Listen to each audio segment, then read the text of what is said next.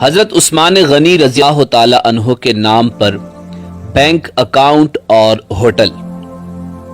کیا آپ کو معلوم ہے کہ سعودی عرب کے ایک بینک میں خلیفہ سوم حضرت عثمان بن عفان رضی اللہ تعالی عنہ کا آج بھی کرنٹ اکاؤنٹ موجود ہے؟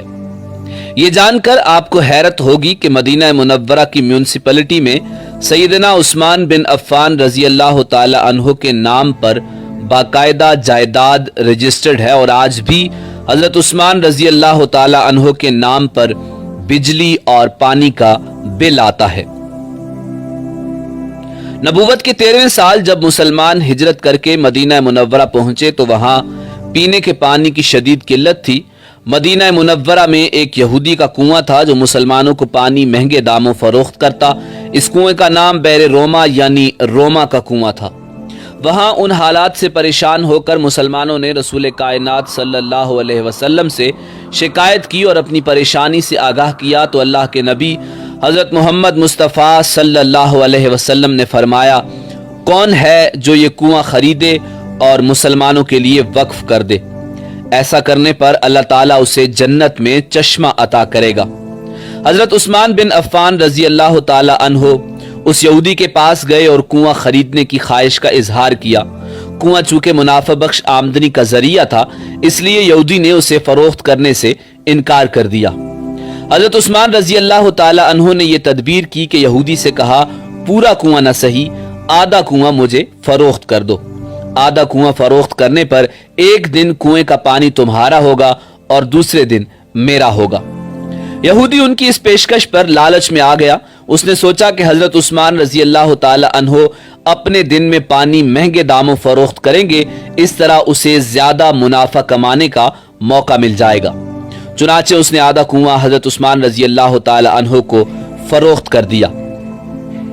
سیدنا عثمان غنی رضی اللہ تعالی عنہ نے وہ کنواں اللہ کی رضا کے لیے وقف کر کے اپنے دن مسلمانوں کو کنویں سے مفت پانی حاصل کرنے کی اجازت دے دی۔ لوگ حضرت عثمان غنی رضی اللہ تعالی عنہ کے دن مفت پانی حاصل کرتے اور اگلے دن کے لیے بھی ذخیرہ کر لیتے۔ یہودی کے دن کوئی بھی شخص پانی خریدنے نہیں آتا۔ یہودی نے دیکھا کہ اس کی تجارت ماند پڑ گئی ہے تو اس نے حضرت عثمان رضی اللہ تعالی عنہ سے باقی آدھا کنواں بھی خریدنے کی پیشکش کر دی۔ اس پر حضرت عثمان رضی اللہ تعالی عنہ راضی ہو گئے اور کم و بیش 35,000 درہم میں پورا کنواں خرید کر مسلمانوں کے لیے وقف کر دیا۔ اس دوران ایک مالدار آدمی نے حضرت عثمان رضی اللہ تعالی عنہ کو کنواں 2 گنا قیمت پر خریدنے کی پیشکش کی۔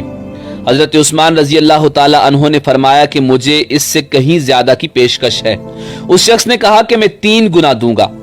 حضرت عثمان رضی اللہ تعالی عنہ نے فرمایا کہ مجھے اس سے بھی کئی گنا زیادہ کی پیشکش ہے۔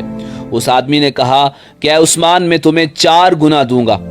حضرت عثمان رضی اللہ تعالی عنہ نے فرمایا مجھے اس سے بھی کہیں زیادہ کی پیشکش ہے۔ اس طرح وہ شخص رقم بڑھاتا گیا اور جناب حضرت عثمان غنی رضی اللہ تعالی عنہ یہی جواب دیتے رہے، یہاں تک کہ اس آدمی نے کہا کہ آخر ایسا کون ہے جو آپ کو 10 گنا دینے کی پیشکش کر رہا ہے؟ تو اس پر سیدنا عثمان رضی اللہ تعالی عنہ نے فرمایا کہ میرا رب مجھے ایک نیکی پر 10 گنا اجر دینے کی پیشکش کرتا ہے۔ وقت گزرتا گیا اور یہ کنواں مسلمانوں کو سیراب کرتا رہا، یہاں تک کہ عثمان غنی رضی اللہ تعالی عنہ کے دور خلافت میں اس کنویں کے ارد گرد کھجوروں کا باغ بن گیا اور اسی دور میں ہی اس باغ کی دیکھ بھال بھی شروع ہو گئی۔ بعد ازاں آل سعود کے عہد میں اس باغ میں کھجور کے درختوں کی تعداد تقریباً 1550 ہو گئی۔ حکومت وقت نے اس باغ کے گرد 4 دیواری بنوائی اور یہ جگہ میونسپلٹی میں حضرت عثمان بن عفان رضی اللہ تعالی عنہ کے نام پر رجسٹرڈ کر دی گئی۔ وزارت زراعت یہاں کی کھجوریں بازار میں فروخت کرتی اور اس سے حاصل ہونے والی آمدنی سیدنا عثمان بن عفان رضی اللہ تعالی عنہ کے نام پر بینک میں جمع کرواتی رہی۔ چلتے چلتے یہاں تک اس اکاؤنٹ میں اتنی رقم جمع ہو گئی کہ مدینہ منورہ کے مرکزی علاقہ میں اس باغ کی آمدنی سے ایک کشادہ پلاٹ خریدا گیا جہاں ہوٹل عثمان بن عفان رضی اللہ تعالی عنہ کے نام سے ایک رہائشی ہوٹل تعمیر کیا جانے لگا۔ اس رہائشی ہوٹل سے سالانہ 50 ملین ریال آمدنی متوقع ہے۔ جس کا آدھا حصہ غریبوں اور مسکینوں کی کفالت اور باقی آدھا حصہ حضرت عثمان بن عفان رضی اللہ تعالی عنہ کے بینک اکاؤنٹ میں جمع ہوگا۔ ذوالنورین سیدنا عثمان بن عفان رضی اللہ تعالی عنہ کے اس عمل اور خلوص نیت کو اللہ رب العزت نے اپنی بارگاہ میں ایسے قبول فرمایا اور اس میں اتنی برکت عطا فرمائی کہ قیامت تک ان کے لیے صدقہ جاریہ بنا دیا۔ یہی وہ لوگ ہیں جن کی جانیں اور مال اللہ تعالیٰ نے اپنی جنتوں کے بدلے خرید لیے۔